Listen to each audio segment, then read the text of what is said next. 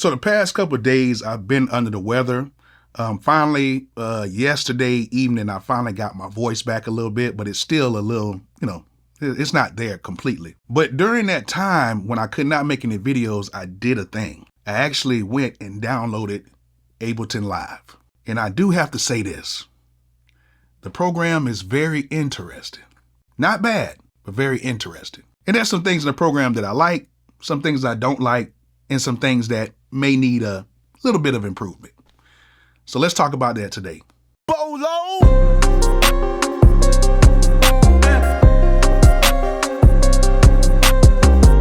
All right, before we get started, make sure you guys go ahead and get my drum kits. They are dope and they are cheap. If you do not have my drum kits, make sure you go ahead and click that link in the description and get my drum kits right now. I'm telling you, you won't be disappointed. Also, if you guys need some equipment, go ahead and click my link in the description to zounds.com. They have a ton of items on the site that requires no credit or background check. Yes, no credit or background check. Now, it's not all the items on the site, but it is a good portion of the items on the site that you can get with no credit or background check. You can order it and just pay it over time. All you gotta do is just link your debit or credit card to it, and you can just pay it off in like a few months or so. So go ahead and click that link in the description, my link right here at the bottom, to zounds.com, and get you some equipment today. And last but not least, you know I'm going hard for analog cases. Analog Cases has the best cases on the market to protect your gear. Just like this case that I got for my MPC X Special Edition. This case, I'm telling you right now, is the best case on the market to protect your MPC X, because this thing has all the padding in the world. It has all the compartments to store everything, and it even comes with a lock to protect your stuff a little bit further. Now, if you want to get something like this, go ahead and go to their site right now. Go to Analog Cases site right now. And if you click that link in the description, you will save some money. So go ahead and check out Analog Cases to protect your gear right now. All right, so last week I ended up getting a little under the weather. It wasn't the vid, wasn't that. I actually had a very bad sinus infection, and I'm just not getting my voice right now, but I want to make a video today to discuss Ableton Live. Yes, I went ahead and downloaded Ableton Live, and I was actually using it during the time when I didn't have a voice. I couldn't even talk. And I actually made a few beats. And if you guys know, like how I know, when you make those first couple beats on those programs, they sound a little,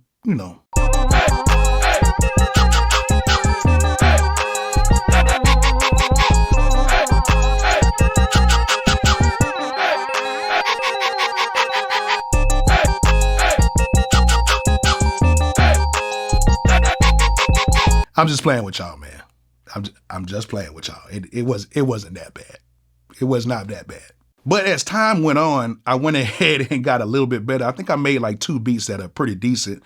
But you got to think I only had the program for maybe 6 days now. But during that time, I got a little comfortable with the program, and there were some things about the program that I really liked, and some things about the program that I did not like, and some things about the program that could use a minor update. Now, as some of you guys know, I actually used the Ableton Push 3 in standalone, and that was pretty cool. It was not that hard to use, but I did have some help. Shout out to Jay Black for, showing me around that. And it was actually very cool. And then making the transition over to the software side wasn't that bad because, of course, I use a lot of other programs. And with me having knowledge on so many different programs, the transition was not that hard. So, one thing that I always try to look into when I'm using like a new program is the transition. Is it going to be easy for somebody who basically does not like to read instructions? Now, I know it's best to read instructions, but a lot of times we just want to go ahead and open up the program and try to see what we can do. And the transition was actually not that hard. I think the hardest thing for me was figuring out how to get to like the main playlist screen from the clips screen. And basically that was just a click of a button. And of course I YouTubed that. But once I kind of worked around all that, it was not that hard. It was just like a few things trying to, make sure the metronome and stuff was right. I like to use auto quantize when I'm actually recording stuff in. And it was a few things that was just kind of throwing me off because, of course, you guys know that I always think that the program looks backwards because they have all the stuff that usually is on the left side of the screen on like the right side of the screen or something like that. But it's pretty much backwards from other programs, but it was cool. I kind of got around it. Now, some of the things I did like about the program was the clips view. I love how you can take your audio, put it in the clips, and work with it. I never really worked with clips like that until I started using the Machine software and using the Machine Plus. It's actually kind of cool with using clips in that.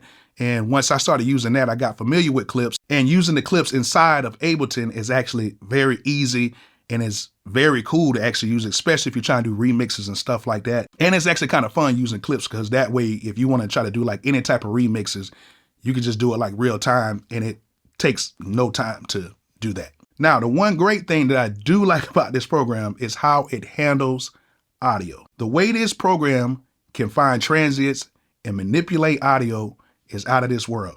Now, you know, I like Studio One. Studio One does an excellent job with audio as well.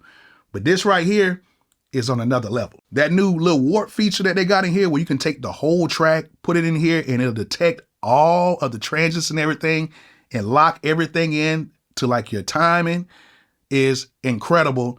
And I've done it a few times, and I'm just saying this right now. As of right now, this has the best warp time stretching thing on the market right now. For real, for real. And the thing about it is, once you put it in there, it's so easy. Once you turn on the settings and everything, it just pretty much detects it, and that's it. And then you can just go ahead and just start making beats. And if you want to transpose things and get things sounding the way you actually want it, it is like super easy. Too easy, to be exact. Another thing I like about this program is the sound of it. When I export out of this program, I'm hearing what it sounds like inside of the program. Now, a lot of times we make beats in a lot of other programs, and then when we export them, it sounds a little bit weird, or it sounds like things have changed. With this, the sound is very good, and I can say that I'm impressed with the sound. Like, my kicks sound like my kicks when I'm importing them into the sampler or the simpler. My basses sound good. Everything sounds the way they're supposed to sound. And I think it's because the program can handle audio very well, because as we all know, all samplers are not created equal, okay? And the samplers and the simpler sounds very good in this program. Also, another thing I like is being able to either make beats in clip mode or like to switch over to your regular playlist and make beats like that. I think that's very cool. And that way, if you're a person who wants to kind of like do remixes or whatever, you can either have two different ways you can do it. And it works fine. You know what I'm saying? It works really good. I mostly make my beats in like that normal playlist, you know, way, like a linear way. But doing it with clips is actually very cool too, as I said before. Also, this thing works very good with my external keyboards. All I did was plug everything in. I set up a track, set up an audio track. Things worked fine with that. Everything stayed in time. Everything sounded good, and it controlled all of my external keyboards very well. The program ain't that bad now. It's not that bad. All right, to the few things I did not like about this program, or what I feel should be kind of tweaked a little bit. First things first, what is this .asd that's being added to my file extensions? Like, what is that? Like, is it to find the sample better, or what? Is there a way we can turn that off? Because I do not like that. Now my folder's got all these .asd files in there. What is that? No other program I've used has had something like that. So I don't need all that clutter in my folders like that, but I guess it's used for something. Maybe it's to, find the file faster. I don't know. Another thing is, like, when you want to add samples to like the simpler or the sampler, you have to create a simpler or a sampler first. I really didn't understand that. I think it should be a way to where you can like automatically like drag it, and they can ask you if you want to open up a sampler or if you want to just use it as regular audio. It seemed kind of weird to me that you have to add that to the track first and then drag the sound into that. I think with so much stuff this program has to offer, I think that would be something that you could just really just bam, just drag those sounds in there to the sampler, and it'll be cool. But, that's maybe something they can program into it, but maybe, the Ableton guys like it that way, I guess. Now, the other thing is, of course, I didn't like how the screen is like backwards. Like, you got, all your volume and stuff to this side, and then you have your your files and everything on this side, which every other program has that a little different. Now, FL Studio has your files and stuff to where, you can drag it from the left, but you have an option to pull it over to the other side. I don't know if you have an option on here. If there is an option on here, you guys please let me know, because I haven't seen an option yet, but maybe there is an option. Now, the GUI of this thing, it looks cool. When you first open it up, I ain't gonna lie to you guys, it looks a little, I don't know. I don't want to say amateurish, but it looks kind of, But when you put it into like a dark mode or whatever, it looks a little bit better. It's cool, but I don't know. I'm just used to a certain style maybe, and I guess the more and more I kind of use it, I kind of get used to it. But just something slight, that I'm kind of nitpicking with. Also, another thing, like in the playlist, when you're trying to grab like 4 bars or whatever, and you're trying to move stuff around, it's kind of weird how you got to move it around a little bit. You got to kind of wait till you grab it at the top and then you can move it down. I did have a little issue with that because I was trying to move stuff around, couldn't move it, and it was cutting things kind of weird and stuff like that. I kind of know how to do it now. Yeah, it was kind of weird because even when you got to select stuff, you kind of like slide to the top and then wait till it turns to like the hand thing or whatever, and then you could slide it over that way. I think you should be able to select the whole thing. Maybe I could just be tripping, but hey, if you Ableton guys are watching, let me know. I need help. But to be truthfully honest, other than that, it's not a bad program. Like it actually kind of shocked me because I thought it was going to be worse than what it was. Because you got to think, listen to me now. I've been around Ableton for a while. Now, I don't think I haven't tried like the light versions or even tried, I might have tried a crack version a while back, maybe. So I know about Ableton. I just never really used it like that. Tried the light a few times, didn't like it. But now that I got this full version, it's not that bad. It's not that bad. Just like I said, it's a few things that I like, some things I don't like. But did I make some beats on it? Yeah, I'm still learning the program.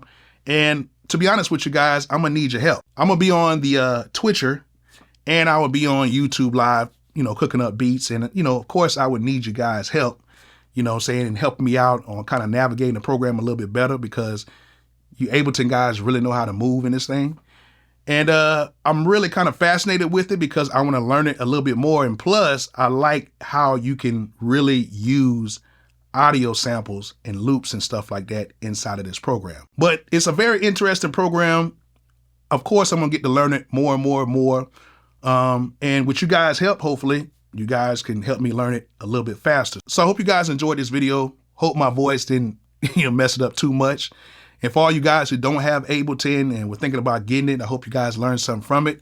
And if you guys want to go ahead and get it, you can actually get it for 90 days for free. So I'll have a link to where you guys can go ahead and get that for 90 days. And yeah, it's actually very cool. So yeah, go ahead and check out Ableton if you don't have it. For all you Ableton guys, I'm going to need your help. And like I always say, peace out.